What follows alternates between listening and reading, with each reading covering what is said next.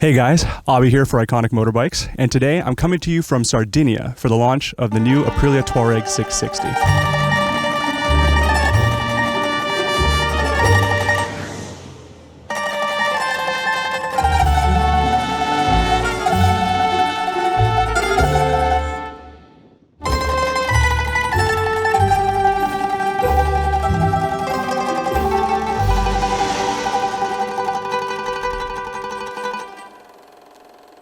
Before I get into the usual, what's good, what's bad, what's iconic, I just want to take a moment to talk about what's returning and what's new for this model, because it uses the same 660cc parallel twin engine that we've talked about in the RS 660 as well as the Tuono 660. However, for a more off-road dual sport platform, Aprilia wanted to make some changes to bring down peak horsepower and increase low-end torque.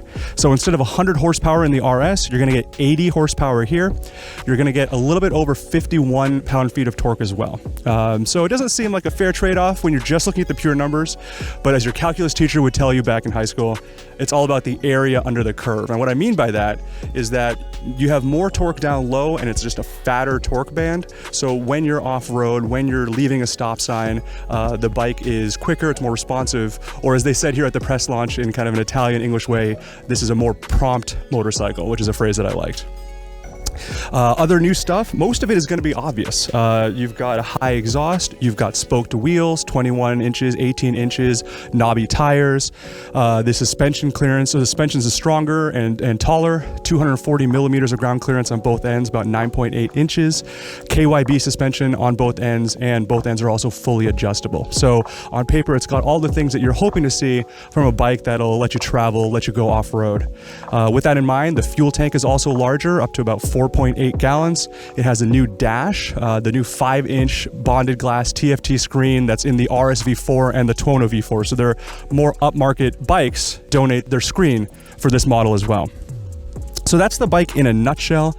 It's going to cost you $15,999, but you'll need to add $600 for this gorgeous paint job that you see in front of you. So there's actually 3 color options for this bike. One is Martian Red, one is Acid Gold, and then this is Indaco Tagelmust, which I'm sure I butchered the pronunciation of that. But basically that roughly translates to the indigo headdress worn by the Tuareg people of Northern Africa. And so it matches that kind of indigo deep blue color, and of course the other colors you see here are very reminiscent of the original Tuareg from the late 80s. So hopefully that gives you a little bit of what this bike is promising on paper. And then we'll talk about the usual, what's good, what's bad, and what's iconic about this bike.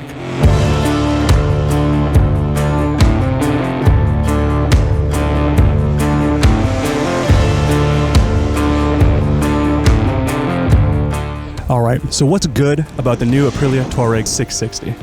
For me, I was blown away immediately by its performance on the street.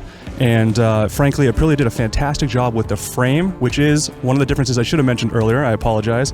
So now we've got a steel trellis frame instead of the aluminum one before. It's also got a welded subframe. And what that does is 2 things. One, it gives it the strongest load capacity in class, even though it's also the lightest bike in class. So that's pretty good if you want to load it up, have a passenger, take it on a long trip, that kind of thing. But again, this thing handles incredibly well on the street. Pirelli Scorpion STR tires, more than capable for the job, and I was really blown away again by the handling, as well as how easy it is to turn in and then hold a line. And I think that has to do with, of course, the relatively low wet weight, 449 pounds. I also enjoyed the touring features that we've got here. You've got cruise control, you've got different ride modes, traction control, ABS, off-road ABS, where you can lock the rear up but keep the front safe, or you can also disable ABS throughout. So it's got all those things standard, but optional extras is a $200 quick shifter. You can also get a center stand. You can get aluminum luggage. You can get plastic luggage, depending if you're more of an urban touring guy or an adventure touring guy or girl. And lastly, I was impressed with the wind protection, which at first I didn't think it was going to offer enough. However, I'm 6'3", about 190 pounds, and when I was on it Yeah, even with an ADV helmet with a beak, I really only felt the wind at about 80 miles an hour, and it wasn't that kind of horrible buffeting that knocks your head around. It was just, you felt that the wind was there, but it wasn't a big deal. On the negative side, I don't really have any harsh criticisms here. For me, just a couple of things. One, the throttle response. There's a little bit of a problem for me personally, where if you're just rolling on or rolling off, there seems to be a little bit of hesitation when you have engine braking on the strongest setting, number 3 out of the 3 settings. And I found that to be fairly consistent across ride modes. It's really just with the engine braking itself. I personally, my riding style, I prefer torquey twins. I usually ride probably a gear higher than the average person, and I want torque to pull me out of a corner. This bike doesn't necessarily reward that style of riding. You're better off keeping the revs high. And so what I mean by that is if you're coming to a corner and you want to be really above 6.5, 7,000 RPM is where this bike is at its best, and it sounds fantastic when it's up in that rev range as well. If you've seen my review of the Tonus 660, you may remember that bike had a pretty significant flat spot between 5 and 6K. That I don't feel that here at all, but it would be something I'm curious to see about the American version of this bike, because again, we are in Italy right now, so we've got one of their models. The other thing, this is something I mentioned, I think in my RS660 review actually, I'm a little greedy. it's funny, this motor sounds like it has a little bit more power than it actually gives you, and I think part of that is, again, the way it's tuned. You're not, they have tuned it for more low-end torque. I just kind of wish there was a bit more of it, but trust me, 80 horsepower, 50 pound-feet of torque is more than enough, realistically, for anything that you're going to want to do on or off-road. Hit the throttle really hard, the front end will get light, the front wheel will come up, and especially when you're off-road, I did find that the power delivery was very predictable and very nice. Easy. I'm not a big slide around, do big jumps, but this is very approachable for that kind of thing. And that actually leads me to what is, in my mind, truly iconic about this machine. Right now in this segment, you've got the Yamaha Tenere 700, you've got the KTM Adventure, the 790 Adventure, and the Adventure R. And this provides an interesting split or a balance between those 3 options. I think the Tenere is a great bike for the money. This is going to cost you a little bit more, but you do get a lot more as well, because you're going to get cruise control, all those ride modes, the electronic, the traction control, and it does add up to definitely a better overall package. On the KTM side of things, the suspension here, it's interesting. I'd say the suspension here is better than what you're going to get with a KTM, the 790 Adventure. Especially, I got some of that feedback talking to my fellow colleagues here as well.